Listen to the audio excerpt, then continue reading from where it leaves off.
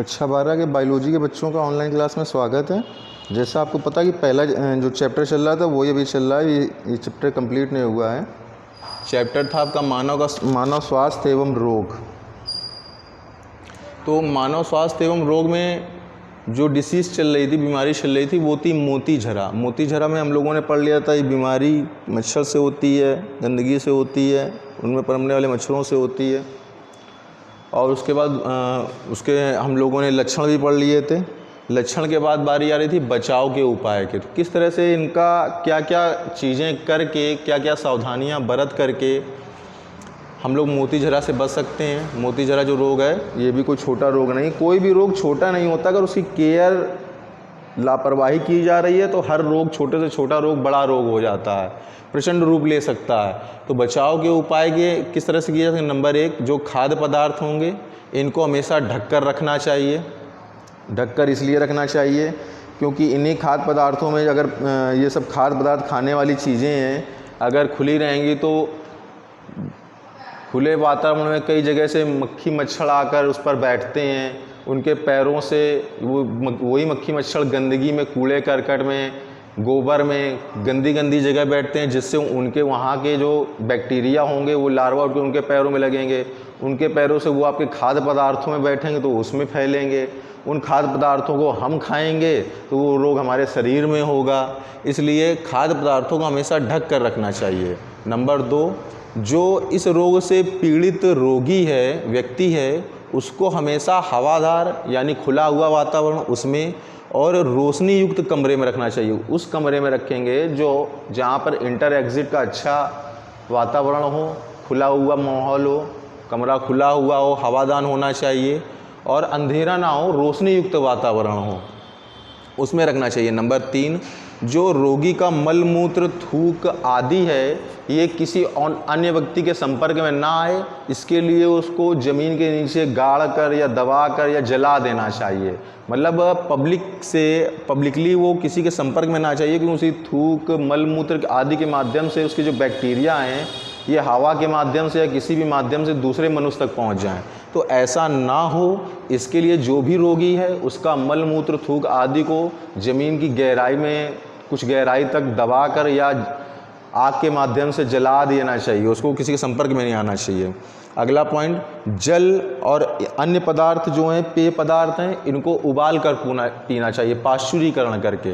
क्योंकि अगर जल को या दूध वगैरह कोई भी चीज़ें, लिक्विड चीज़ें, उसको हम लोग उबाल कर ले रहे हैं तो उसमें अगर कोई बैक्टीरिया वगैरह पहले से है तो वो उसके द्वारा बॉयल करने से ख़त्म हो जाएगा और रोग की चांस नहीं होंगे।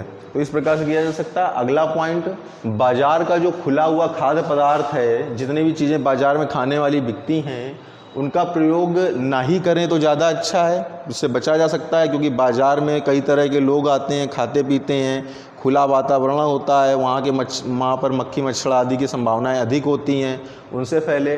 तो पहली बात तो इस्तेमाल नहीं करना चाहिए। और अगर सब्जी वगैरह कोई है भी तो हरी सब्जी वगैरह हो गई तो इनको धुल कर अच्छी तरह से प्रयोग करना चाहिए। अगला पॉइंट है वातावरण, जो हमारे आसपास का वातावरण है इसको हमेशा स्वच्छ रखना चाहिए। इस वातावरण में कीटनाशक पदार्थ जो है उसका छिड़काव हमेशा करते रहना चाहिए ताकि उसमें मक्खी मच्छर ना पनपें। अब रोग का उपचार किस प्रकार से करते हैं? तो रोग का उपचार भी करने के निम्नलिखित उपाय हैं। नंबर 1, रोगी की जो जाँच होती है ये वाइडल टेस्ट द्वारा की जाती है। जिस भी रोगी को मोतीझरा रोग होता है उसकी जांच वाइडल टेस्ट द्वारा की जाती है। फिर इस रोग में जो रोगी होता है उसको क्लोरोमाइसिटीन, एम्पिसिलिन व क्लोरेम्फेनिकोल ये सारी दवाइयाँ दी जाती हैं जो इस रोग में लाभदायक सिद्ध होती हैं। कौन कौन सी? क्लोरोमाइसिटीन, एम्पिसिलिन, क्लोरेम्फेनिकोल, ये सारी जो दवाइयाँ हैं ये मोतीझरा रोग में लाभदायक सिद्ध होती हैं। उसके बाद होती है डिसीज, नई बीमारी की, निमोनिया की। तो निमोनिया क्या है? निमोनिया एक ऐसा रोग है जो मेनली छोटे बच्चों में या बुजुर्गों में अधिक होता है। तो यह रोग शिशुओं में या वृद्धजनों में अधिक होता है। इसमें जुकाम वगैरह लोगों को ज़्यादा हो जाता है। इसके आगे का आपका नेक्स्ट टर्न पे रिपीट होगा निमोनिया के ही आगे। और एक बार अपनी बात को फिर से रिपीट कर दी जा रही है। एक ले मोतीझरा रोग के बचाव के उपाय। नंबर 1, खाद्य पदार्थों को ढककर रखना चाहिए। ताकि मक्खी मच्छर उसमें ना पनपे, उनके बैक्टीरिया किसी अन्य स्थान से जो उनके पैरों में लग जाते हैं वो खाने के माध्यम से हम तक ना पहुँचे। इसलिए रोगी को हवादार और रोशनी युक्त कमरे में रखना चाहिए। रोगी के मलमूत्र आदि को ज़मीन के नीचे दबाकर या जलाकर नष्ट कर देना चाहिए। जल और अन्य पेय पदार्थों को हमेशा उबाल कर प्रयोग करना चाहिए। बाजार के खुले हुए पदार्थों का प्रयोग नहीं करना चाहिए।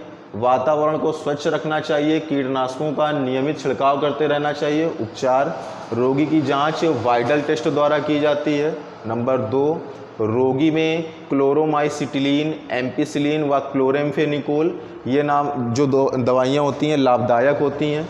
उसके बाद निमोनिया, ये नेक्स्ट टॉपिक में शुरू होगा, थोड़ा सा आपने को एक्सप्लेन कर दिया। ये रोग अधिकतर जो है छोटे बच्चों में और बुजुर्गों में अधिक होता है। इसके रोग के बारे में आगे से पढ़ेंगे। 19 तारीख से आपका कॉलेज खुल रहा है, अपने मैनेजमेंट से संपर्क कर लें। टाइमिंग क्या होगी, जो चीज़ समझ में नहीं आ रही है खुलने के बाद वो आकर समझ लें, पढ़ते रहें। जो पीछे ऑफलाइन हुआ है वो भी, जो ऑनलाइन हुआ है वो भी। एक समय दिया जाएगा आपको 1-1.5 महीने बाद, उसका टेस्ट होगा और सारी चीज़ें तैयार करते रहें।